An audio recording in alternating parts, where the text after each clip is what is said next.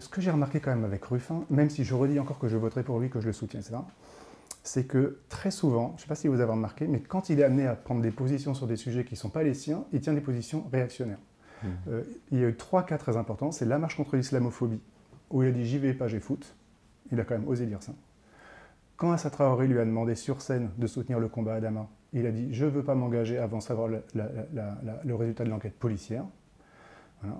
Et troisièmement, sur la question trans, quand il y avait eu la question de l'autodétermination de genre dans la loi portée par la France Insoumise, il avait dit que c'était pas la peine que la France Insoumise porte des sujets comme ça qui divisent la société, comme si les trans ne faisaient pas partie de la société. Ce qui n'est pas du tout plaisant et agréable pour quelqu'un de gauche, parce que pour les personnes transgenres, pour Assa Traoré, c'est leur centre du monde. Vous ne pouvez pas leur décréter que ce n'est pas le centre du monde. Alors à chaque fois, Ruffin fait la même chose, c'est-à-dire qu'il dit spontanément quelque chose de réactionnaire, et après, dans un grand média, notamment France Inter, et après il va sur ces médias à lui, donc sur Twitter, dire je m'excuse, j'aurais dû réfléchir pour s'adresser à son public, mais globalement son opinion qui va marquer, elle est de droite. Et ça c'est important, parce que ce que j'ai remarqué, c'est que jamais Ruffin spontanément dit quelque chose de trop à gauche. Il s'excuse toujours de quelque chose de trop à droite. C'est-à-dire qu'il va d'abord dire un truc réactionnaire spontanément, et ensuite il va s'excuser. Alors que Mélenchon, c'est plutôt l'inverse. Il va dire un truc trop à gauche, et puis après il va être amené un petit peu nuancé.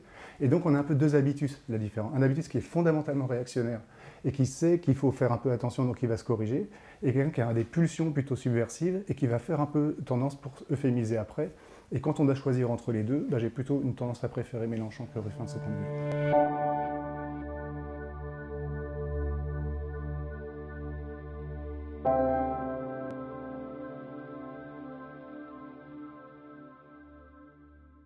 Bonjour Geoffroy de la Gannerie, Bonjour. vous êtes philosophe et sociologue, vous avez publié de nombreux ouvrages, dont Sortir de notre impuissance politique et 3 Une aspiration au dehors. Alors aujourd'hui, on va faire un entretien centré autour de la France Insoumise. Donc pour recontextualiser très rapidement, la France Insoumise est particulièrement diabolisée depuis les attaques du 7 octobre du Hamas, qu'ils avaient refusé de qualifier de terroriste en disant que le fait de mettre ce qualificatif permettrait derrière de considérer l'ensemble de la bande de Gaza comme possiblement terroriste et de les écraser, malgré le fait que leurs prédictions se révèlent parfaitement fondées avec le génocide en cours. On voit que la France Insoumise et son leader Jean-Luc Mélenchon continuent à être diabolisés. Vous avez publié le 19 mars une tribune dans Libération intitulée Grandeur langagière de la France Insoumise, où vous revenez sur le vocabulaire combatif employé par la formation de gauche, et notamment son leader Mélenchon, et la signification des attaques qui la ciblent. Est-ce que vous pourriez revenir sur ces différents points ? Oui, je pense que en fait, c'est très important aujourd'hui, quand on est de gauche, quand on se définit du côté des forces progressistes, de rien céder sur le soutien à la France Insoumise et de comprendre que ce qui se passe autour de la France Insoumise et ce qui se passe autour de la personnalité de Jean-Luc Mélenchon, c'est pas du tout une guerre contre la France Insoumise, c'est une guerre contre la gauche. Et que ce qui est en jeu aujourd'hui dans le langage politique ou dans le champ politique et dans le champ médiatique, à mon avis, la question qui est posée, c'est est-ce que tenir un discours de gauche est encore possible sans être immédiatement accusé d'être en dehors de l'arc républicain, de menacer la démocratie, d'être populiste, d'être autoritaire, etc. Je pense qu'on vit une époque de diffamation de la pensée de gauche et du langage de gauche, et qui se voit au fait que dès que la France Insoumise parle, et ça c'est pas seulement depuis le 7 octobre, c'est depuis très très longtemps, dès qu'Aurélien Saint-Toul va parler d'assassin pour le ministère du Travail, dès qu'on va utiliser les photos de journalistes pour inciter les gens à voter, donc dès qu'on va avoir des pratiques ou des attitudes confrontationnelles, on va immédiatement susciter des attaques comme si on mettait en danger le champ politique, comme si on mettait en danger la démocratie. Et donc on rend impossible, à mon avis, l'une des propriétés essentielles de tout langage de gauche, qui est d'être un langage confrontationnel, qui est de comprendre que la politique, c'est des rapports de force, c'est des antagonismes, c'est des luttes, et qu'il faut que le langage politique reflète les luttes concrètes telles qu'elles émergent, et avec la radicalité qu'elles doivent avoir. Moi, je suis très frappé quand on va dans des manifestations, quand on va dans des manifestations de gilets jaunes, quand on va dans des manifestations après des gens qui ont été tués par la police, notamment des jeunes garçons noirs et arabes, quand on va dans des manifestations d'ouvriers après qu'une usine est menacée de fermeture, les gens tiennent un langage très dur, très violent, très radical. Or, cette radicalité de la vie qui s'oppose aux forces de la mort, elle est pratiquement toujours absente du langage politique, comme si le langage politique devait être un langage bourgeois, un langage policé, on dit réforme du code du travail, on va dire performativité, compétitivité, on va dire des choses comme ça. Et on ne va plus du tout parler accident du travail, mort, mise à mort, exposition à la mort, rapport de classe, rapport de force, rapport de domination. Et donc c'est comme si le langage politique contemporain devait se fonder sur l'éradication du réel pour être perçu comme un langage acceptable qui vous fait passer pour une force politique respectable. Et donc aujourd'hui, on a une offensive langagière qui est menée, qui en fait dit quelque chose du genre, si la gauche doit être respectable, il faut qu'elle soit plus la gauche. Il faut qu'elle parle plus des rapports de pouvoir concrets, il faut qu'elle parle plus des rapports de force concrets, il faut qu'elle nomme plus des ennemis, il faut qu'elle nomme plus des adversaires, il faut qu'elle soit policée. Mais si la gauche est domestiquée, si la gauche est policée, elle n'est plus la gauche, elle n'est plus en rapport avec les luttes. Il y avait un texte qui m'a frappé, que j'ai relu après mon article de Libération, qui est un article de Pierre Bourdieu sur la candidature de Coluche à la présidentielle en 81. Alors je ne compare pas du tout Mélenchon et Coluche, mais j'essaie de réfléchir un peu à comment fonctionne le champ politique, où Bourdieu dit que c'était très intéressant parce que Coluche présentait un programme qui voulait être un programme démocratique où quelqu'un qui n'était pas un professionnel de la politique se présenterait, qui se présentait comme un programme pour les immigrés, pour les homosexuels, pour les femmes, pour les ouvriers, pour les apprentis, etc. Et dès que la candidature de Coluche a surgi, les mots qui ont été employés contre lui, c'est poujadiste, c'est populiste, c'est presque fasciste, etc., qui était une contradiction totale avec le geste qu'il voulait incarner. Et Bourdieu a dit, en fait, ce qu'a fait Coluche, c'est qu'il a mis en question l'un des impensés du champ politique, qui se prétend démocratique, mais qui en fait suppose un droit d'entrée dans le champ, c'est-à-dire d'être un professionnel de la politique, c'est-à-dire d'avoir fait les écoles, d'avoir l'habitus respectable, etc., pour pouvoir être pris au sérieux et pour pouvoir faire partie du champ de la démocratie. Et si vous vous présentez en étant à l'extérieur de ce champ, vous cassez le jeu, vous interrogez le fonctionnement du jeu, vous êtes vu comme un ennemi de la démocratie, alors qu'en fait vous accomplissez un geste démocratique qui consiste à dire tout le monde peut se présenter, et notamment pour défendre les minorités. Et donc Bourdieu disait en fait ce que Coluche avait fait, c'est qu'il a interrogé le droit d'entrée dans le champ politique, et il a mis en évidence que ce qu'on appelle le champ démocratique est un champ réservé à certaines personnes et au détriment de l'exclusion d'autres personnes. Et je pense qu'en fait si on fait une homologie, on peut dire que ce qu'incarne Jean-Luc Mélenchon aujourd'hui et la France Insoumise, c'est des gens qui interrogent le droit d'entrée linguistique dans le champ politique, c'est-à-dire le fait que pour pouvoir avoir le droit de parler de façon respectable, il faut utiliser un langage qui convient aux éditorialistes politiques, il faut utiliser une attitude qui convient à la bourgeoisie dominante, etc. Et donc il faut euphémiser les rapports de force, il ne faut pas parler de manière radicale, il ne faut pas parler de manière confrontationnelle. Et donc ce que fait la France Insoumise aujourd'hui, c'est un geste éminemment démocratique d'interrogation des frontières du champ politique et qui essaye de dire pour tout le monde la possibilité de tenir un discours de gauche, c'est de tenir un discours confrontationnel, c'est pas être dans la politesse, c'est pas être dans la connivence, c'est être dans l'affrontement. Et si jamais on ne soutient pas ce que incarne la France Insoumise aujourd'hui, en fait, c'est pas seulement la France Insoumise qu'on détruit, c'est la gauche. Et il y a eu des pays où la gauche a disparu, l'Italie, la gauche a disparu, dans beaucoup de pays du Nord, presque en Allemagne aujourd'hui, la gauche a disparu, le langage de gauche a disparu. Et donc l'offensive que mène Jean-Luc Mélenchon et tous les gens autour de lui depuis une dizaine d'années, c'est maintenir la possibilité d'un langage de gauche dans la politique contemporaine. C'est intéressant parce que c'est vrai que moi, on va dire, je suis un peu de la génération Mélenchon, et c'est par rapport à ce que vous dites sur des pays voisins, c'est vrai que Mélenchon a permis à une gauche de continuer à exister depuis maintenant 10 ans. Est-ce serait possible de revenir sur certains points de manière tendancielle, un peu sur l'évolution, parce que Mélenchon, c'est une créature aussi qui évolue et qui s'adapte. Oui. Et entre 2011 et aujourd'hui, il y a eu des lignes de fracture sur certains points. On voit aujourd'hui que une grosse partie de l'extrême gauche considère que, en gros, Mélenchon, la France Insoumise, ça serait une force SOSDEM. Donc ça serait des sociodémocrates, des réformistes, un peu des mous. Alors qu'en fait, l'ensemble du reste de la société, à commencer par les autres forces qui composaient la NUPES, le champ médiatique et évidemment après de la Macronie à l'extrême droite, vendent Mélenchon et la France Insoumise comme des dangereux radicaux. Donc un peu cette tension entre ces deux pôles, qu'est-ce que ça dit finalement de la place qu'occupe la France Insoumise ? Justement, moi je pense que la France Insoumise incarne exactement la position qu'il faut incarner quand on est de gauche, qui doit s'opposer à deux attitudes, et que moi j'opposerais comme ça, qui serait d'un côté la connivence, et de l'autre l'incantation vide de la fausse rupture. Il y a une métaphore qu'on peut utiliser pour comparer, qui est celle de la stratégie judiciaire, qui est un avocat par exemple. Un avocat et un client qui vient le voir, et la question qu'il doit se poser, c'est comment je le fais sortir de là, comment je le fais relaxer ou acquitter ou je diminue sa peine. La préoccupation, c'est de sauver un client comme la politique doit sauver la vie des gens. Et il y a eu traditionnellement dans le métier d'avocat une première stratégie qui était la stratégie qu'on appelait de connivence. La défense de connivence, c'est les avocats qui pensaient que c'était en flattant les juges, en copinant avec eux, en étant poli avec eux, en respectant leur autorité, qu'on allait réussir à avoir des peines un peu moindres, etc., et qu'on arrivait à sauver son client. Cette défense bourgeoise, en fait, qui est incarnée aujourd'hui par le Parti communiste ou les Verts ou par le Parti socialiste, évidemment, en France, historiquement, elle a toujours montré un énorme échec parce qu'une des règles du pouvoir, c'est que si vous lui donnez quelque chose, il le prend et puis il continue à fonctionner. Donc, à partir de ce moment-là, c'est poser des avocats des questions un peu comment on défend des gens.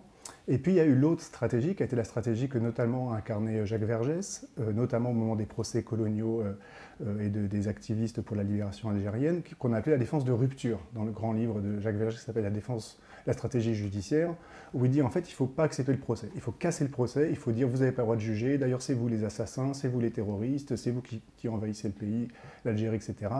Donc on refuse le règle du jeu judiciaire, souvent on mène l'audience en dehors de la scène du tribunal, dans les médias, et puis on ne sait pas qu'on affronte les juges, c'est qu'on les disqualifie, on refuse la scène radicalement. Mais le problème de cette scène, c'est qu'elle a produit exactement la même chose que la défense de connivence, c'est-à-dire qu'en fait, quand vous affrontiez pas le pouvoir judiciaire, mais juste vous proclamiez une extériorité à lui, eh ben les juges vous condamnaient largement autant. Il y avait une phrase célèbre dans la question judiciaire qui était « quand tu prends Vergès comme avocat, tu prends perpète ». Bon, donc ça veut dire qu'en termes d'efficacité pratique, en fait, c'est aussi nul que la stratégie de connivence. Et donc à ça, c'est opposé les avocats des années 60, 70, 80, qui ont invoqué ce qu'on appelait la défense de confrontation. C'est-à-dire en fait de dire, nous, on va être dans le procès, mais notre but, c'est de sauver notre client, et donc on va affronter tous les pouvoirs à l'intérieur du procès systématiquement. On va disqualifier les experts, on va agresser les policiers, on va montrer comment les PV sont mal faits, comment l'enquête a été mal faite, on va contester les décisions des juges, on va faire appel sur tout, on va créer des incidents d'audience. Et en fait, en restant dans la scène et en affrontant les pouvoirs un par un, petit à petit, on est arrivé à faire reculer le pouvoir judiciaire. Et de fait, c'est la stratégie qui a toujours obtenu les meilleurs résultats en termes d'acquittement, en termes de relax, en termes de peine, etc. Et donc, cette espèce d'idée selon laquelle, si jamais on est préoccupé par le résultat concret, et la politique, ça doit toujours être le résultat concret, et bien, si on prend la métaphore de la justice pour un peu la métaphore de la politique, je dirais que c'est exactement ça, être de gauche. Être de gauche, c'est pas être dans la connivence, certainement pas. Ça veut dire que ça n'est pas accepter un certain nombre d'impensés ou de pouvoirs ou d'être poli, etc. Parce que sinon, ça va laisser les pouvoirs continuer. C'est ce que le Parti socialiste a toujours montré dans son histoire. Mais c'est pas non plus être dans la rupture médiatique, c'est-à-dire de faire des proclamations vides devant des gens d'accord dans des AG à Tolbiac, etc. Mais qu'en fait, je ne strictement rien au pouvoir, c'est affronter concrètement les systèmes de pouvoir un par un et produire des transformations concrètes qui sauvent la vie des gens, comme les avocats veulent sauver la vie de leurs clients. Et donc je pense que la France insoumise, en étant cette gauche de confrontation, qui n'est ni la gauche incantatoire, ni la gauche de connivence, incarne pour moi exactement ce qu'on peut appeler la gauche aujourd'hui. Est-ce qu'il n'y a pas quand même des évolutions entre 2011 et 2022 où à la fois on peut considérer que Mélenchon s'adapte, et à la fois on peut considérer qu'à certains moments il manque peut-être de souplesse stratégique. Là par exemple, je prends un exemple aux élections législatives 2022. Donc le score de Mélenchon permet de créer cette alliance qu'est la NUPES, qui n'est pas une alliance contre nature, mais une alliance avec des partis qui sont sur des lignes très, très éloignées de la sienne, mais ils sont obligés de se ranger parce qu'ils ont fait des scores vraiment trop misérables. Mais donc à ce moment-là, il a l'objectif de gagner les élections législatives. Et dans l'entre-deux tours des élections législatives, il va dire une phrase qui est juste, mais est-ce qu'elle est intelligente stratégiquement? Il va dire la police tue à ce moment-là. Est-ce qu'il n'y a pas, alors là je prends cet exemple, mais le fait que la radicalité à certains moments va braquer, c'est quelque chose qu'on entend beaucoup, qui revient, le fait que Mélenchon, il est trop agressif, c'est un dictateur en puissance, il n'est pas clair sur Poutine. Un peu toutes ces dimensions-là, est-ce que là, on sort de la France insoumise, mais c'est plus la façon directe dont l'incarne Jean-Luc Mélenchon, est-ce qu'il n'y a pas parfois des excès de radicalité par rapport à l'objectif d'efficacité? Bon, alors moi je considère que le rapport à la police est l'un des tests politiques. Exactement comme aujourd'hui le rapport à la France insoumise est un test, est-ce que vous êtes domestiqué? Si jamais vous avez un rapport à la France insoumise hystérique, si vous avez un rapport comme ça de guerre permanente, si vous avez un rapport d'hostilité militante à la France insoumise, pour moi c'est difficile de penser que vous êtes de gauche.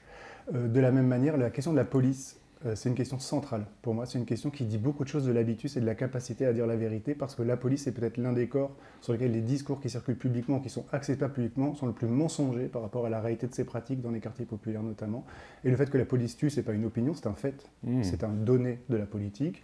Il y a systématiquement, de manière ritualisée, organisée dans nos sociétés, des processus de mise à mort, notamment de jeunes garçons noirs et arabes, une vingtaine par an.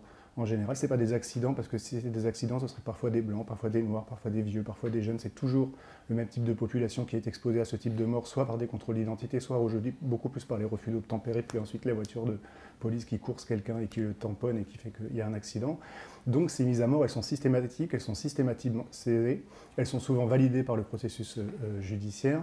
Et donc ça veut dire que la police tue n'est pas une opinion radicale, c'est un constat. Et ça veut dire que si ça apparaît comme une phrase scandaleuse, c'est que l'opinion dominante, acceptable, respectable sur la police est mensongère par rapport à la vérité de la police. Et donc effectivement, c'est un test. Et d'ailleurs, c'est un test d'autant plus grand pour moi que je considère que tout parti politique qui a été à la manif des policiers devant l'Assemblée nationale ne peut plus se revendiquer de la gauche, que ce soit Olivier Faure, que ce soit le PSC, que ce soit Yannick Jadot avec les Verts, etc.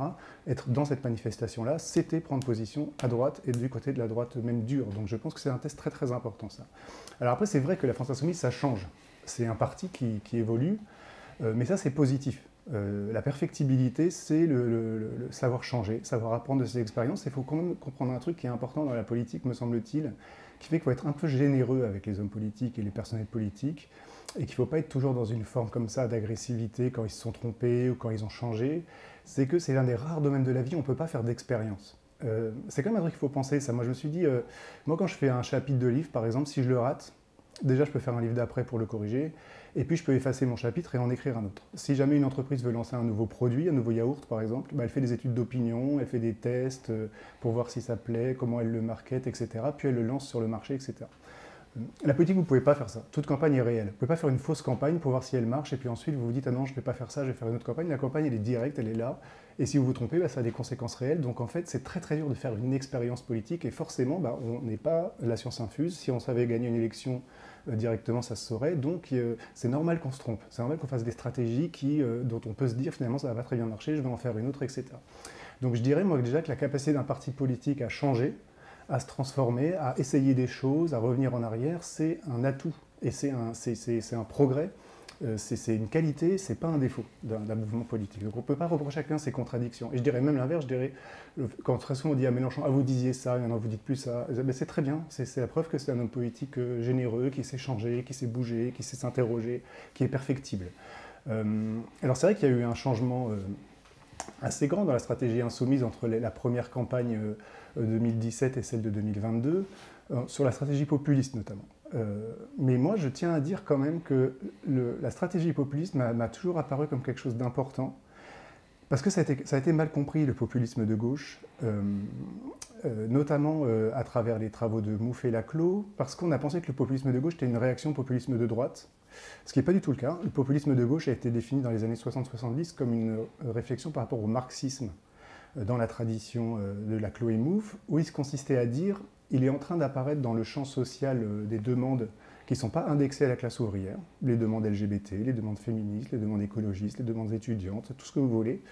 Et donc, qu'est-ce qu'on peut faire à gauche si on veut créer un mouvement de masse sans reconstituer un centre de la politique qui serait la classe ouvrière? Ça ne veut pas du tout dire qu'elle ne doit pas rester centrale, mais elle n'est pas le seul centre, il y a plein d'autres luttes, et il faut articuler ces luttes pour que la gauche, elle reflète toutes les luttes qui émergent dans le monde social. Et si on reste marxiste, en fait, on va exclure tout un ensemble de questions, la question policière, la question environnementale, la question de la domination masculine, etc. Donc il faut absolument trouver une nouvelle catégorie de la gauche pour pouvoir intégrer toutes ces demandes sociales. Et cette stratégie-là a été pensée par Laclos et Mouffe comme le populisme. C'est-à-dire en fait de dire on va créer une catégorie de peuple qui va en fait être l'articulation, ce qu'elles appellent Laclos et Mouffe les chaînes d'équivalence, par lesquelles on va articuler des demandes sociales hétérogènes et par lesquelles on va pouvoir faire une gauche plus intégrative, en fait, plus généreuse, qui va pouvoir prendre en compte tout un ensemble de luttes différentes. Et donc la stratégie du populisme de gauche, d'abord c'est ça, c'est une exigence de penser et d'être à la pointe sur plein de combats très très très différents et de ne pas être seulement sur un combat, mais aussi important soit-il, qu'est la question de la classe ouvrière et des classes sociales.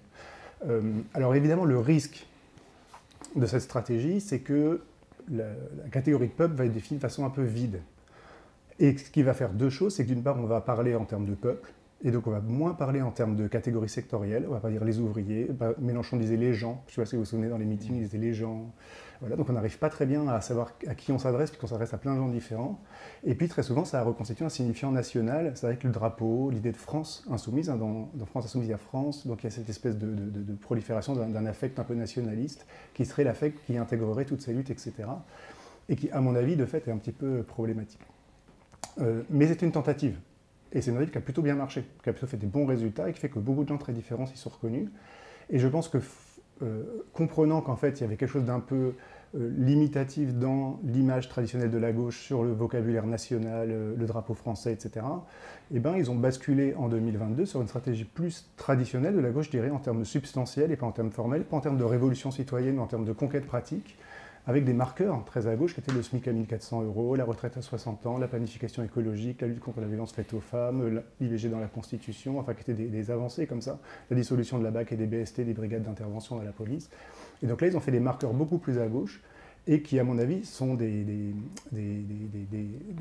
l'articulation de plein de luttes différentes, avec plein de conquêtes différentes sur plein de champs différents, et qui, à mon avis, sont une stratégie plus gagnante et qui doit être, à mon avis, le point d'appui pour une campagne encore plus puissante en 2027. Et puis là, quand vous parlez de l'évolution entre les campagnes de 2017 et 2022, on pense aussi au contexte national, à savoir qu'en 2017, on sort d'un quinquennat Hollande qui est marqué à gauche, et que du coup, ça peut être intéressant de prendre un peu ces distances par rapport à ces signifiants qui, pour beaucoup de gens, veulent dire ouais, le bilan Hollande. Et en 2022, bah, c'est plus du tout le cas. Là, c'est 5 ans de Macron. Et du coup, effectivement, cette capacité d'adaptation de Mélenchon est intéressante. Et on voit que dans les deux cas, ça lui a quasiment permis d'être au deuxième tour. Alors là, pour aborder quand même peut-être des points qui changent pas tant que ça au sein de la France insoumise. Donc là, il y a les élections européennes qui vont arriver bientôt.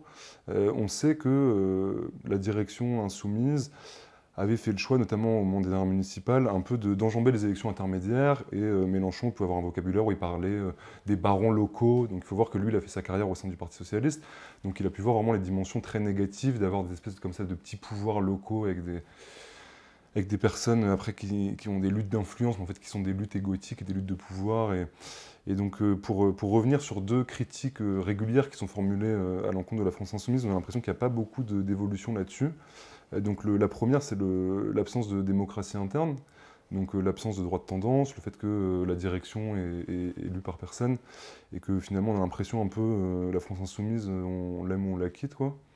Et la deuxième, c'est la gestion par la direction des violences sexistes et sexuelles, donc qui avait culminé au moment de l'affaire Quatennens, qui est beaucoup clivé au sein de la France insoumise, avec notamment, je ne sais pas si vous avez su ça, mais le POI, qui est un parti d'origine trotskiste, qui est un parti qui est petit, mais qui est très organisé, et qui est pris fait et cause pour dénoncer une espèce de progressisme mou des féministes blanches, en disant en gros c'est une non-affaire, et qui avait commencé, donc je crois que ça a été révélé par Mediapart, à afficher en interne les opposants, et beaucoup les opposantes, à ce moment-là, la gestion de l'affaire Quatennens par la direction, mais on sait aussi que la personnalité insoumise qui a le plus de pouvoir institutionnel, donc Éric Coquerel, qui préside la commission des finances, avait été accusé d'agression sexuelle. Donc l'affaire Quatennens avait été particulièrement importante dans ces choses-là. Donc voilà, ces deux points, l'absence de démocratie interne et la gestion des violences sexuelles. On a un peu de mal en tant que progressiste, à comprendre la façon dont il le gère. Oui, alors moi je vais vous dire, je vais répondre, ce sera un petit peu long parce que c'est de grandes questions, mais je pense que c'est deux enjeux très importants où justement on peut aussi montrer quelque chose de fondamentalement progressiste ou d'importance dans ce qui s'est passé. Et je vais essayer d'expliquer pourquoi. D'abord sur la question de la démocratie interne. Je pense qu'il y a une confusion et qui est importante à prendre en compte pour moi, qui est que quand on dit qu'il n'y a pas de démocratie dans la France insoumise ou qu'il faudrait des règles plus démocratiques, le fait d'avoir des votes majoritaires, des tendances, des motions, etc., on plaque sur la France insoumise un vocabulaire et des règles qui sont des règles qui s'imposent à un État. Le principe qu'un État soit démocratique, c'est-à-dire qu'en fait on puisse avoir le droit d'expression, qu'il y ait des votes, qu'il y ait des majorités pour décider qui gouverne, etc., vient du fait que l'État est une structure quand même politique très particulière qui fait que vous n'avez jamais choisi d'y appartenir. Vous êtes né sur un territoire, on vous a donné des papiers, on vous a dit c'est ton État, ça t'appartient et tu m'appartiens, et voici la loi qui sera la tienne. Et donc nous n'avons jamais choisi d'appartenir à l'État français, et d'autre part, nous ne pouvons pas quitter l'État. Nous ne pouvons pas dire cette loi ne me convient pas, je décrète une république autonome qui serait dans mon appartement par exemple, ou d'autres lois, je ne peux pas faire sédition de l'État, et la sédition est même dans le code pénal un crime, hein, un des crimes les plus punis par le code pénal. Donc il n'y a pas le droit d'entrer, il n'y a pas un choix d'entrer dans la nation, vous êtes citoyen d'obligation, il n'y a pas de droit de sortie. Attention, vous êtes enfermé selon quelque chose qui prend la forme d'une prise d'otage en fait. Dans une structure politique donnée, c'est normal que la structure politique donne la possibilité de parler, de diminuer le pouvoir qu'on peut exercer les uns sur les autres, de rendre le plus démocratique possible l'exercice du pouvoir, puisque personne n'a choisi d'être là et que tout le monde subit la loi de tout le monde. Mais un parti, c'est très différent. Un parti, c'est pas un État. Et un parti, ça ne doit pas obéir aux mêmes règles qu'à l'État, et il ne faut pas plaquer sur le vocabulaire de l'État quelque chose qui s'appliquerait à un parti. Parce qu'un parti, vous n'êtes pas obligé d'y adhérer. Rien ne vous y oblige. Vous n'avez pas du tout l'obligation d'être à la France Insoumise. Vous pouvez très bien être au PS, vous pouvez créer votre propre parti, vous pouvez créer votre propre mouvement. Personne ne vous oblige à la France Insoumise. Et vous pouvez partir, si vous voulez, du jour au lendemain, vous rendez votre carte et vous partez. Donc à partir de ce moment-là, la question du pouvoir interne, elle est un peu posée différemment quand même. Puisque vous avez le pouvoir que si vous voulez y être. Et si vous ne voulez pas le pouvoir, vous n'avez qu'à partir et créer votre propre parti. Or, ceux qui reprochent à la France Insoumise son absence de démocratie, c'est en fait des gens qui, quand ils ont fait des tentatives de créer des partis, ont fait 2%. Pour que ce soit clair, des gens comme Clémentine Autain par exemple, qui fait 2%, etc. Mais qu'est-ce qu'elle fait? Et qu'est-ce que font les gens qui sont très souvent comme ça? Ils utilisent la France Insoumise pour se faire élire, parce qu'ils savent que c'est ça qui marche électoralement, et à peine élus, ils vont commencer à faire de la connivence avec les journalistes pour reprendre les items de critique de la France Insoumise, du mélenchonisme, etc. Mais si jamais ils ne sont pas contents, ils peuvent très bien faire leur propre parti, essayer leur propre voie, proposer quelque chose d'autre et voir si ça marche ou si ça ne marche pas. Et donc à partir de ce moment-là où vous pouvez produire votre propre parti, vous pouvez créer votre propre mouvement, il est normal qu'un mouvement affirme des choses, propose des choses, crée des choses. Moi, je comparerais presque un parti à quelque chose de l'ordre de l'art, c'est une proposition, quoi. Un parti politique, c'est des gens qui décident d'avoir une proposition politique, d'avoir un certain thème, d'avoir une organisation, d'avoir un certain nombre d'affects, d'avoir un certain nombre de programmes, etc. Si vous vous y reconnaissez, vous votez pour ou vous vous y engagez. Si vous ne vous y reconnaissez pas, vous créez votre propre parti, vous faites quelque chose d'autre et on verra qu'est-ce qui marche, qu'est-ce qui ne marche pas. Mais vous ne pouvez pas rentrer dans quelque chose qui ne vous oblige pas à y rentrer et dire « mais je vais vous obliger à être dans ma ligne, etc. » C'est un peu comme quand, si on prend une comparaison avec un autre mouvement, le combat Adama, auquel j'appartiens, et avec Assa Traoré, où je fais partie maintenant depuis 2017, Assa, par exemple, elle l'a toujours dit, c'est ma lutte. C'est la lutte de mon frère. Et dans le comité Adama, c'est Assa qui décide. C'est-à-dire que quand on a des discussions sur un certain nombre de choses, on peut avoir des discussions. Est-ce qu'on fait cette manifestation? Est-ce qu'on prend cette position? Est-ce qu'on va dans ce média? Est-ce qu'on fait ça? Est-ce qu'on fait ça? On peut discuter entre nous, mais à la fin, c'est Assa qui décide. Il dit oui, on le fait, non, on le fait pas, on parle comme ça, on emploie ce vocabulaire-là, on fait cette stratégie juridique ou pas, etc. C'est Assa, c'est son combat, et on la rejoint ou on la rejoint pas, et on n'est pas obligé de faire partie du comité Adama, mais si on le fait, on accepte que c'est Assa qui décide. Il viendra l'idée de personne, dit on va faire un vote, et si Assa est minoritaire, hop, c'est nous qui allons décider ce que c'est que le comité Adama. Ça va évidemment de soi que c'est ça la lutte politique. Et donc moi je dirais un peu la même chose de la France Insoumise. C'est normal qu'il y ait des gens comme Mélenchon, comme Antoine Léaumont, comme Bompard, comme Panot, comme Coquerel, etc., qui ont une vision, qui ont une proposition politique, qui ont une organisation politique, etc. Ben, ils proposent quelque chose. Ils proposent une offre politique, ils proposent une construction politique. Et si les gens ne sont pas d'accord, il y a le droit de sortie. Et de ce point de vue-là, il ne s'est pas obligé de fonctionner de manière démocratiquement. Et je dirais même que c'est possible que c'est parce qu'il y a cette organisation-là que ça peut être un mouvement créatif, parce qu'il ne faut pas oublier que cette dimension-là n'a pas fait que le parti s'est refermé sur une petite base autocentrée, parce que justement le problème des courants internes, c'est que ça devient ça, un parti, vous passez votre temps à vous opposer à machin, à savoir si votre tendance va faire plus que la tendance d'à côté, ça devient des luttes internes infinies, etc. En fait, comme il n'y a pas de droite de tendance, etc., bah, les luttes internes, elles sont beaucoup moins puissantes et ça permet au parti d'être ouvert sur d'autres luttes. Et ça permet à ce parti d'être en fait un des partis les plus intégratifs de plein de luttes, que ce soit les femmes de ménage, que ce soit les gays, que ce soit les violences faites aux femmes, que ce soit l'écologie, etc. Donc en fait, la diminution du parti comme espace de lutte fait que c'est un parti qui peut être beaucoup plus ouvert à des luttes externes et qui fait, à mon avis, sa force politique. Donc moi, je suis assez favorable en fait, à la stratégie de Mélenchon qui dit ne recommençons pas ces erreurs-là. Nous ne sommes pas un État, nous sommes une proposition politique. Si vous êtes d'accord, bah, augmentez-nous et venez nous donner de la force. Si vous n'êtes pas d'accord, bah, créez votre propre chose et on verra ce qui se passe. Donc moi, je suis très très d'accord avec cette stratégie-là, en vérité. Et puis, il y avait une deuxième question sur la question de l'affaire Quatennens. Bon, qui est évidemment une question compliquée, mais elle est compliquée parce que, à mon avis, enfin, je vais dire la chose comme je le pense avec mon cœur. Je pense que le moment de l'affaire Quatennens, et notamment la manière dont Mélenchon a pris position sur l'affaire Quatennens, a pour moi été l'un des plus beaux moments de la gauche. Et peut-être l'un des moments les plus révélateurs de son habitus de gauche à Mélenchon, et pourquoi c'est une personnalité éminente et importante. Il y a quelque chose dont on fait peu attention aujourd'hui dans la gauche, qui est que nous avons tendance sur ces mouvements-là, sur ces combats-là, à parler très très très très largement comme la droite et comme l'extrême droite, parce que le mot qui s'est imposé dans la politique contemporaine autour de ces questions-là, ça a été le mot d'impunité. Le mot qui domine en permanence sur la question des violences sexistes et sexuelles, c'est fin de l'impunité, l'impunité des agresseurs, l'impunité des violeurs, etc. Et d'ailleurs, ce n'est pas seulement sur la question sexuelle, puisqu'on a pareil sur la police, on dit l'impunité des crimes policiers, ou sur le climat, on dit l'impunité des criminels climatiques. Donc il y a ce mot d'impunité qui est devenu un peu le langage de la politique contemporaine, de manière hégémonique et de manière assez extravagante. Et il y a des mots politiques qui datent des époques. Dans les années 60-70, le mot libération, par exemple, était fondamental, libération sexuelle ou révolution sexuelle. Et aujourd'hui, c'est fin de l'impunité. Donc on est passé de mouvements, disons, créatifs, libertaires, inventifs, à des mouvements interdictifs et punitifs. Quand vous dites impunité, quand vous dites que le problème c'est l'impunité, que ce qu'il faut c'est la fin de l'impunité, il faut bien faire attention parce que vous ratifiez implicitement un dispositif mental dans lequel vous pensez que le problème d'un fait social que vous réprouvez, c'est qu'il n'est pas puni.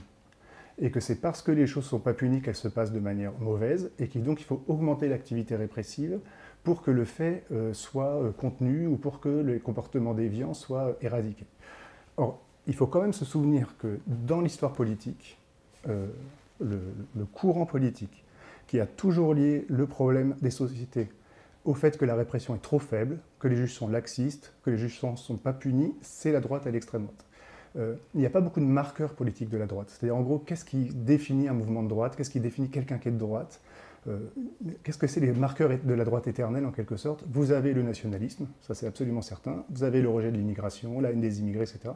Et vous avez le punitivisme, c'est-à-dire, en gros, l'idée de toujours faire plus de peines, les peines planchées, plus de répression pénale, plus de violence carcérale, etc., contre quoi la gauche s'est toujours battue. Ce qui a défini la gauche en général, même l'humanisme pénal minimum depuis Beccaria, c'est de dire un homme n'est pas assimilable à ses actes, une personne peut changer, une personne peut se transformer, on peut changer les gens beaucoup plus par l'éducation et la prévention et la culture que par la répression pénale, etc., qui était un marqueur de la gauche. Et à ça s'opposait le punitivisme de la droite. Mais aujourd'hui, comme on emploie le mot impunité à gauche, on en vient à parler comme la droite et l'extrême droite et à unifier le champ politique autour de pulsions répressives. Alors moi, c'est un sujet qui m'intéresse beaucoup depuis mon livre sur la justice. Là, je fais un cours et un cycle de conférences sur l'abolition pénale. Je pense que c'est une défaite idéologique de la droite. Et sur l'affaire Quatennens, moi, je me souviens très bien de Mélenchon. C'était en février 2023. Il était à BFM TV, après un débat sur les retraites, je ne sais pas si vous vous souvenez, et le journaliste lui a posé une question sur Quatennens, en parlant de son retour en politique, etc. Et en fait, Mélenchon s'est trouvé pris à faire face au pouvoir journalistique, c'est-à-dire en fait à l'envie de le voir faire une erreur, de dire quelque chose qui va lui faire un mauvais procès sur les réseaux sociaux, etc. Et puis confronté aussi à ce qu'on pourrait appeler le conformisme logique d'une partie de la gauche, qui fait qu'elle est tétanisée à l'idée de tenir un discours différent sur ces questions-là, sinon elle est accusée d'être pour le patriarcat, pour la violence faite aux femmes, de diminuer la violence faite aux femmes, etc. Comme si c'est parce que vous disiez des choses différentes du punitivisme que vous disiez qu'il n'y avait pas de violence. L'abolitionnisme pénal ne dit pas qu'il n'y a pas de violence, elle dit qu'il y a des violences, mais qu'on peut les gérer autrement que de manière répressive, etc. Et Mélenchon avait dit, mais moi, vous savez, j'appartiens à une gauche humaniste, et donc je crois au droit à reconnaître ses fautes. Donc ça veut dire qu'il y a faute, mais j'ai le droit de le reconnaître, le droit au changement, le droit à la réhabilitation, le droit à l'oubli, etc., qui sont des choses essentielles de tous les travailleurs sociaux qui travaillent avec des prisonniers, par exemple, que c'est parce que vous avez fait un braquage à 18 ans, que vous devez toute votre vie être exclu de toute activité, que vous avez été dealer, que vous avez peut-être agressé des gens, etc. Ben, si on l'accepte dans la politique générale, bon, il faut l'accepter aussi dans le champ politique, etc. Et donc je pense que Mélenchon avait ce jour-là affronté le conformisme logique d'une partie de la gauche sur le discours de l'impunité aujourd'hui, qui fait que la gauche n'est plus capable de tenir un discours oppositionnel par rapport au punitivisme de la droite. Et quand Mélenchon l'a fait, je me suis dit, ah ben là, je vois qu'il a une éthique confrontationnelle importante, parce qu'il a su résister au pouvoir du journalisme et aux censures internes du champ politique. Je pense que c'était un mouvement j'invite tout le monde à regarder cette vidéo, qui est un mouvement de grand humanisme et de grande importance. Je vais vous rappeler une anecdote en 2 secondes. Quand j'ai publié mon article dans Libération, il y avait un passage sur Quatennens. je disais ça. Je disais l'une des choses qui a été importante dans la France insoumise, ça a été le fait de refuser le punitivisme d'une partie de la gauche et de dire qu'on a le droit de reconnaître ses fautes, qu'on a le droit à l'oubli, qu'on a le droit au changement, etc. Libération a refusé de publier ce paragraphe-là en disant c'est trop clivant. Alors je leur ai dit, mais c'est un article qui se bat contre le fait que les journalistes ne veulent pas qu'on soit clivant. Donc, déjà, bon. Et puis ils m'ont dit, oui, mais vous parlez de punitivisme alors que les violences sexuelles ne sont pas punies, ou pas assez punies. Alors je leur ai dit, d'une part, Quatennens, ce n'est pas de la violence sexuelle, c'est une violence conjugale. Et puis d'autre part, dire que les gens ne sont pas assez punis, c'est ça le punitivisme. C'est la définition du punitivisme. C'est de dire que toujours les gens ne sont pas assez punis, qu'il n'y a pas assez de répression, etc., que les lois sont trop laxistes, etc. Toujours est-il qu'ils ont refusé de le publier, et c'était la condition pour que l'article passe, que je ne mettais pas ce passage. Donc j'ai accepté. Mais j'ai remarqué que quelques jours avant ce texte-là, il y avait eu un texte, d'ailleurs légitime, de soutien à Judith Butler. Je ne sais pas si vous vous souvenez, il y a quelques jours, elle a dit que les attentats du 7 octobre n'étaient pas un attentat antisémite, mais étaient un acte de résistance politique, qui a créé toute une espèce de polémique extrêmement malhonnête, puisqu'elle condamnait les actes du 7 octobre, mais elle disait en termes de catégorie, je préfère la catégorie de résistance politique à la catégorie de terrorisme antisémite. Moi, personnellement, je parle de terrorisme, mais ce n'est pas important pour moi. Je dis en tout cas, on a le droit de débattre des catégories, c'est très important. Et donc il y avait une pétition pour défendre Judith Butler, disant on peut dire que le Hamas est un mouvement de résistance politique, etc.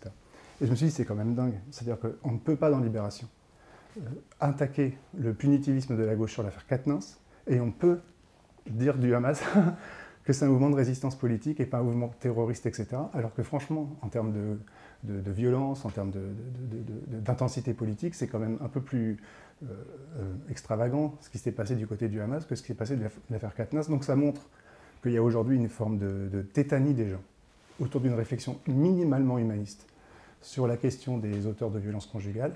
Et donc je pense que c'est l'une des luttes de la gauche, si on veut être oppositionnel, de reprendre cette question-là, de lutter contre les violences et de lutter contre le punitivisme.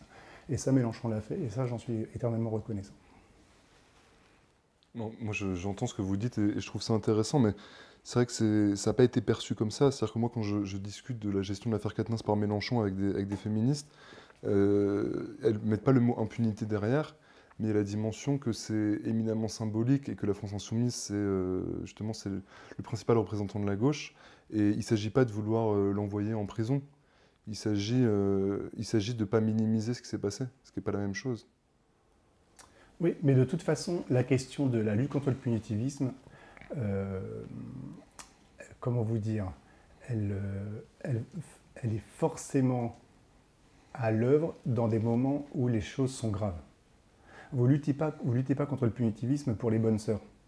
C'est forcément des gens qui ont fait des choses mal que vous allez être amenés à traiter différemment que la répression pénale. Et donc c'est quand des choses graves se sont passées que vous devez justement réfléchir de manière alternative à en parler. Donc vous ne pouvez pas dire c'est tellement grave qu'on peut là on a le droit d'être punitiviste, parce que c'est précisément quand c'est grave qu'il faut se poser ces questions-là. Sinon c'est pas important de la poser. D'autre part, il ne s'agit pas de minimiser les faits, pas du tout, mais il s'agit de savoir aussi de quoi, de quoi ça peut être le symbole.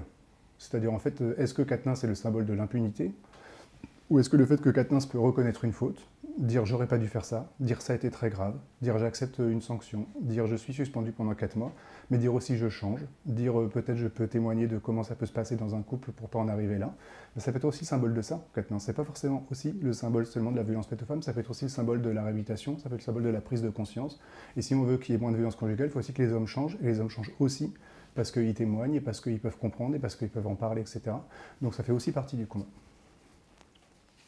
Vous parliez tout à l'heure du fait qu'en politique, une règle fondamentale, c'est la recherche d'efficacité. Ouais. Parce qu'on est effectivement là pour essayer de réellement changer la vie des gens et pas juste parler dans le vide. Alors là, on va se projeter, on oublie les élections européennes qui comportent quand même un enjeu assez minimal. Ouais. On va se projeter en 2027. Donc ça, c'est les grands débats qui reviennent un peu inlassablement dans les conversations de gauche. Ça serait entre deux options, alors, parce qu'ils représentent quelque chose, ça serait entre l'option Mélenchon et l'option Ruffin. Donc l'équation, elle apparaît assez simple. Pour gagner une élection, il faut être au 2e tour. On a l'impression que Mélenchon est peut-être plus susceptible de l'être, en tout cas s'il ne se présente pas avec la NUPES derrière lui ou un équivalent de NUPES, mais qu'au deuxième tour, il est devenu trop clivant, il est présenté systématiquement par le champ politico-médiatique comme trop clivant pour pouvoir l'emporter, alors qu'une figure comme Ruffin, qui a un capital politique beaucoup moins fort que Mélenchon, pourrait être plus à même d'être un candidat d'union et éventuellement de l'emporter. Alors, un peu savoir ce que vous en pensez, et au-delà des deux options purement électorales, qu'est-ce que ça pourrait impliquer au niveau de la ligne idéologique de masse entre ces directions-là et voilà. Alors moi, je vais vous dire déjà, moi je pense que le vote est une opération stratégique et non ontologique. Et ça, c'est quelque chose pour laquelle je me bats beaucoup par rapport aux gens qui ont des réticences à voter parce qu'ils ne sont pas d'accord avec telle prise de position, avec telle chose. Je dis toujours, si vous ne vous présentez pas, vous n'êtes pas d'accord avec les personnes qui se présentent, parce qu'on est d'accord en gros qu'avec soi dans la vie. Donc de toute façon, il faut accepter une dose de désaccord. Et la question du vote ne vous implique pas. Vous pouvez voter pour quelqu'un avec qui vous n'êtes pas du tout en accord. Vous pouvez voter et dans le même moment détester la personne. Vous votez parce que vous pensez que votre petit acte de vote va permettre de rendre le monde un peu moins mauvais ou un peu plus susceptible d'accompagner des progrès sociaux et des conquêtes sociales.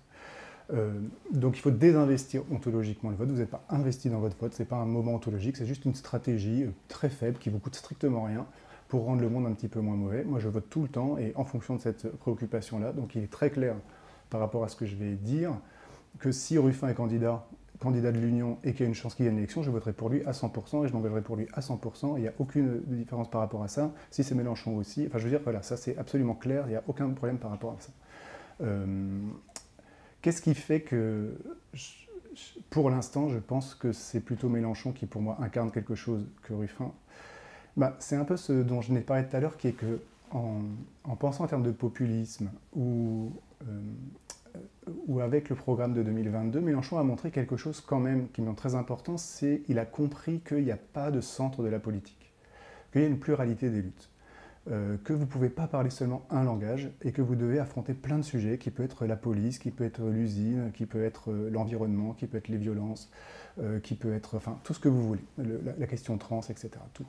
Chacun est le centre de son monde, donc vous ne pouvez pas décréter qu'il y a un centre du monde pour les autres. Or, ce qui me frappe moi, ce qui m'inquiète un peu dans ce qu'incarne Ruffin, c'est le monisme politique qu'il incarne, c'est-à-dire qu'il a une focale qui est très importante et qui est tout à fait essentielle pour la gauche. Et ce qu'il a fait, Ruffin, c'est fondamental et je le soutiens à mort. Et moi, par exemple, je considère que son film Debout les femmes est un des plus beaux films politiques qui ait été fait. Et pour ça, je serai éternellement reconnaissant. Je veux du soleil, un film magnifique aussi sur les Gilets jaunes. Donc, je ne critique pas du tout ces luttes-là.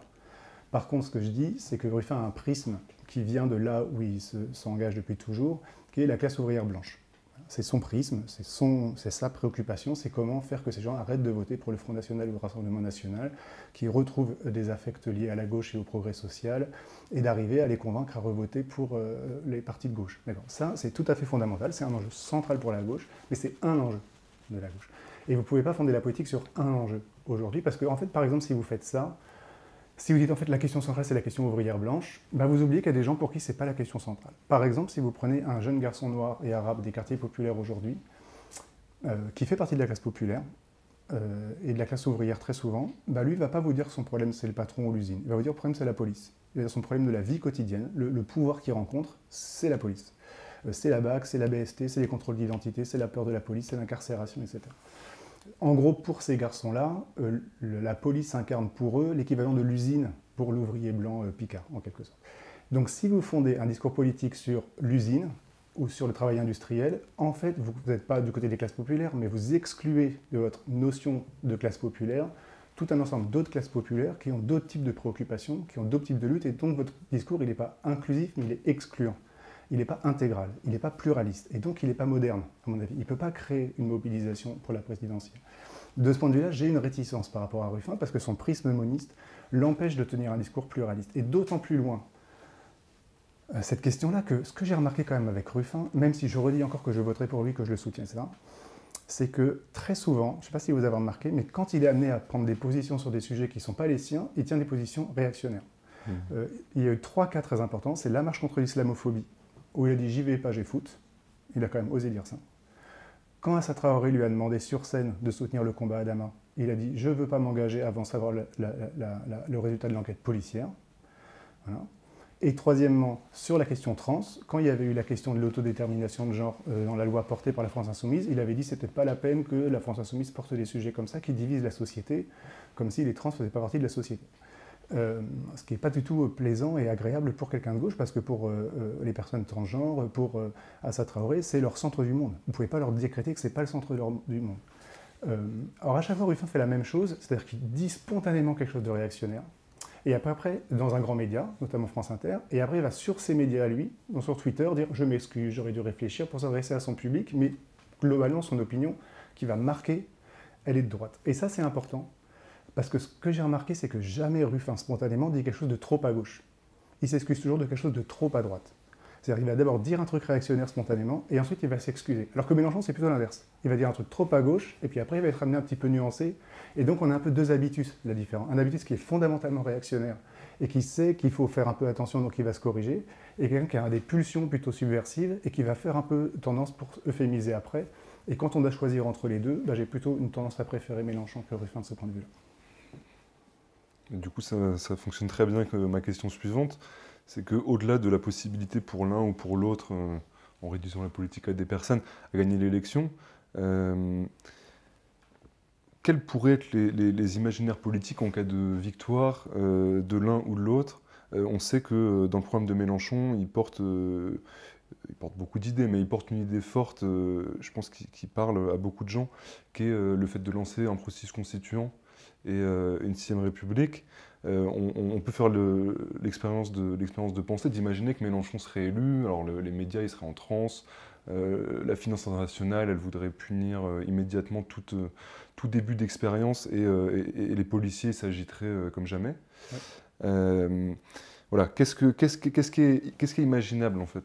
Qu'est-ce qui est imaginable de manière un peu concrète en sachant que voilà, on ne prédit pas l'avenir mais... Oui, bah, c'est une très bonne question. Parce que, bon, déjà, je pense que la première chose, ça c'est, je pense que Mélenchon l'a déjà dit d'ailleurs s'il était élu, c'est faire très vite des lois substantielles. C'est-à-dire d'abord, c'est des lois sur le SMIC, sur les différences de salaire, sur les retraites à 60 ans, des conquêtes sociales tout de suite, quoi. Revaloriser le SMIC, etc., etc. Ça, je pense que c'est tout à fait fondamental que d'abord, il y a des questions, financer l'hôpital public, l'école, etc., etc., abolir la BAC et la BST, enfin des réformes comme ça, très radicales, très vite, très efficaces de changement. Mais ensuite, ça c'est intéressant parce que c'est quelque chose sur lequel j'ai changé, qui est la question institutionnelle. Pendant très longtemps, moi j'ai été un peu réticent avec la sixième République, en disant en fait c'est pas très important les réformes institutionnelles, ce qui est important c'est les réformes substantielles, les mesures concrètes qu'on va prendre pour les gens. Et puis plus j'ai réfléchi, plus je me suis dit en fait c'est une très bonne question parce que ce qu'on constate quand même dans nos institutions, c'est qu'elles sont dessinées de telle manière que de fait tout le monde se droitise. Si c'est tout le temps vrai, c'est que ce n'est pas seulement lié aux individus, c'est que c'est la forme État ou la manière dont est dessinées les fonctions officielles qui fait que les gens se droitisent. On n'a connu aucun gouvernement qui s'est gauchisé une fois qu'il arrive au pouvoir, que ce soit Mitterrand, que ce soit Valls, n'en parlons même pas, Hollande, le pire, le macronisme. Enfin, entre l'arrivée et la fin, il y a un écart vraiment mais extraordinaire. Et si c'est vrai pour tout le monde, ça veut dire que c'est les institutions telles qu'elles sont définies, qu'elles produisent une droitisation générale. Et donc ça veut dire que si jamais on veut non seulement accéder au pouvoir, mais le rendre durable, c'est-à-dire en fait que la transformation qui sera produite, elle dure dans le temps, et que peut-être même si on perd, eh ben, on va freiner la droitisation de gouvernements centristes ou de droite après, ben, il faut refaire des institutions qui vont rendre les gens à gauche, qui vont obliger à faire que les gens se droitisent le moins possible, et donc il faut redéfinir de fait les institutions. Il faut redéfinir complètement les institutions. Alors de fait, moi j'ai réfléchi un peu là, en préparation de notre entretien, de quelles sont les institutions qui gauchisent les gens, et j'en ai trouvé deux.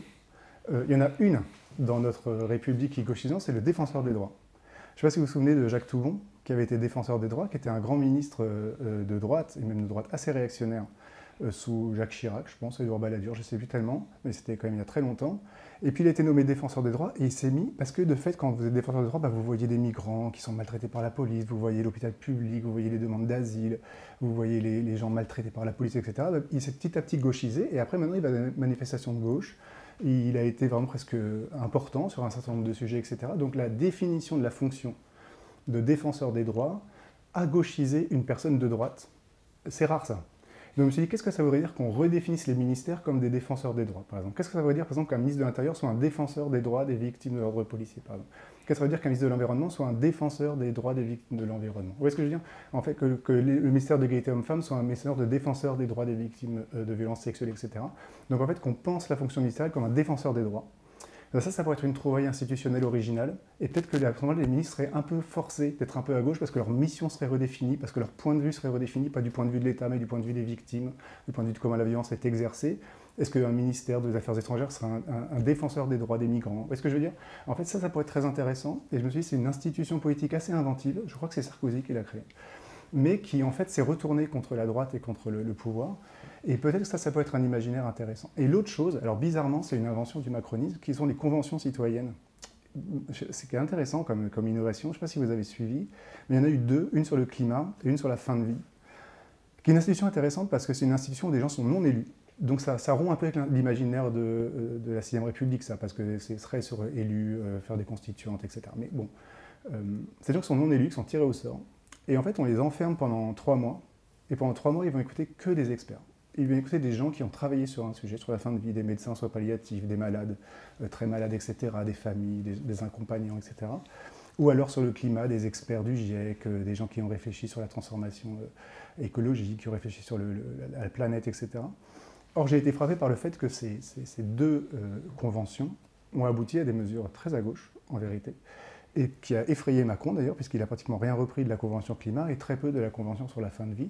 Mais ça montre que si jamais vous organisez la prise de position politique autour de gens non élus, tirés au sort et confrontés à la science, ils sont plutôt amenés à prendre des décisions de gauche. Et comme ils sont tirés au sort, il y a probablement dedans des gens de droite, voire d'extrême droite qui étaient dedans, mais par la délibération, par le temps, par l'expertise, de fait, ils sont amenés à prendre des positions plutôt à gauche. Donc je pense que ça, ce serait une forme institutionnelle intéressante. Et si on avait de fait la forme défenseur des droits, qui se substitue à la forme ministre, et la forme convention citoyenne à l'Assemblée nationale, peut-être qu'on aurait là un imaginaire politique assez beau, parce que des institutions qui gauchiseraient les gens et pas qui les droitiseraient. Je vous pose ma dernière question, qui est peut-être la question la plus radicale. On sait la fameuse formule de Marx qui ne voulait pas spécifier à quoi allait ressembler le communisme. Il disait qu'il ne faut pas faire bouillir la marmite de l'avenir. Oui. Mais de fait, il parlait aussi très peu de manière concrète de la version que lui souhaiterait du socialisme. Et que ça ne suffit pas, en gros, de critiquer la société bourgeoise et le capitalisme, et que pour porter vraiment un projet politique, il faut qu'il y ait une dimension positive. Donc au-delà du fait qu'on pourrait dire, voilà, un des objectifs de la gauche, c'est la volonté de libérer du travail salarié et du temps libre et d'aller vers plus d'égalité, est-ce qu'on pourrait essayer de penser à quoi pourrait ressembler un horizon affectif et pratique qui pourrait se coupler avec un bouleversement politique?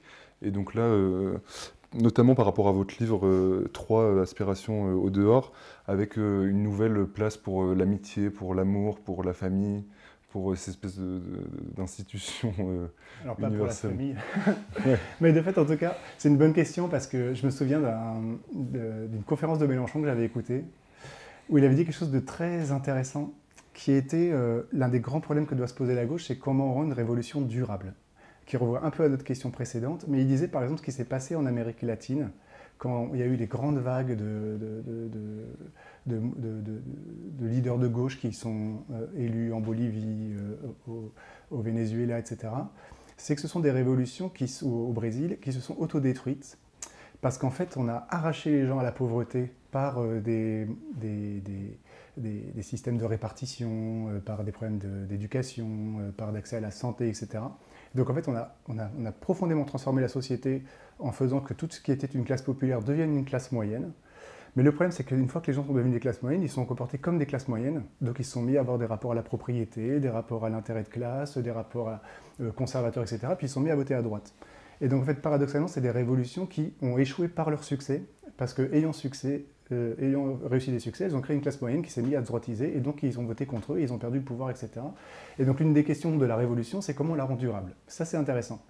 Ce qui m'amène de fait dans mon livre sur l'amitié à me poser une question, qui est de quelle manière est-ce qu'on peut créer un pratico-inerte, ce que j'appelle un pratico-inerte de gauche. C'est-à-dire qu'en fait, l'un des impensés, et c'est pour ça qu'à mon avis c'est un peu une limite de la pensée en termes de constituante, du mélenchonisme, d'assemblée permanente, de réflexion, de délibération permanente, etc., c'est que ça suppose un peu toujours de ratifier l'idée selon laquelle les gens sont spontanément un peu conservateurs et que c'est dans la délibération politique qu'ils deviennent un peu progressistes. Mais ça n'attaque pas du tout l'une des questions fondamentales qui est pourquoi les gens spontanément sont plutôt réactionnaire et que c'est dans la prise de conscience, dans l'éducation, dans l'instruction qu'on devient plutôt progressiste. Pourquoi ce ne serait pas l'inverse? C'est-à-dire pourquoi il n'y a pas de manifestation d'extrême droite? Pourquoi il n'y a pas de manifestation de patron pour que les gens deviennent à droite? Pourquoi il y a des manifestations pour que les gens deviennent à gauche? Donc ça, c'est une question importante, c'est qu'est-ce qui fait que spontanément on est de droite et que c'est par le travail, par le mouvement collectif qu'on se gauchise, quoi. Donc ça veut dire que ça interroge les structures de la vie quotidienne. Qu'est-ce qui fait que dans la vie quotidienne, on fabrique des habitus réactionnaires, qu'on fabrique des comportements violents, des intérêts à la reproduction sociale, etc. Et pour ça, il faut de fait interroger ce qui nous façonne dans notre vie quotidienne. Et ce qui façonne très grandement les gens dans la vie quotidienne, et ça a été montré depuis Adorno et Horkheimer dans un texte fameux sur la famille autoritaire, c'est la structure familiale. Une des explications, par exemple, que donnent Horkheimer et Adorno du fascisme, c'est la famille. C'est le fait que dans la famille, on vit dans un univers autoritaire avec la figure du père qui dit c'est ma loi, tu m'obéis, donc des structures d'obéissance, des structures d'appartenance et des structures d'autorité extrêmement fortes, etc., qui créent des habitus de docilité, qui créent des habitus de reconnaissance de la domination, et qui créent ce qu'ils appelaient des personnalités autoritaires et qui expliquent pourquoi le fascisme peut s'installer si facilement dans nos sociétés et qui a un rapport, selon eux, avec la forme famille et avec le pouvoir du père.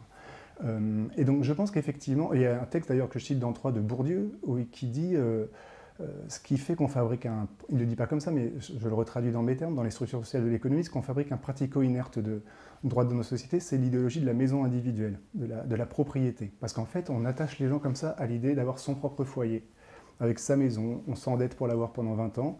Quand vous vous endettez, en général, vous ne pouvez pas faire de grève, parce que vous avez un crédit à rembourser, et l'une des explications de la diminution très forte de la capacité à faire grève dans le milieu ouvrier, ça a été la politique du logement individuel, où les ouvriers se sont endettés et donc ne pouvaient plus faire grève parce qu'ils étaient endettés. Et puis dès que vous avez un foyer, une maison construit comme votre chez vous, ce que vous voulez défendre, bah, vous avez tout de suite des intérêts réactionnaires parce que ça devient comment reproduire le foyer, comment être un peu mieux celui d'à côté, etc. Et donc ce que Bourdieu dit, ça crée des sociétés qui fonctionnent selon la juxtaposition d'égoïsme privé. En fait, c'est la société de la maison individuelle, c'est la société de la juxtaposition d'égoïsme individuel, et ce n'est pas une société de transformation collective.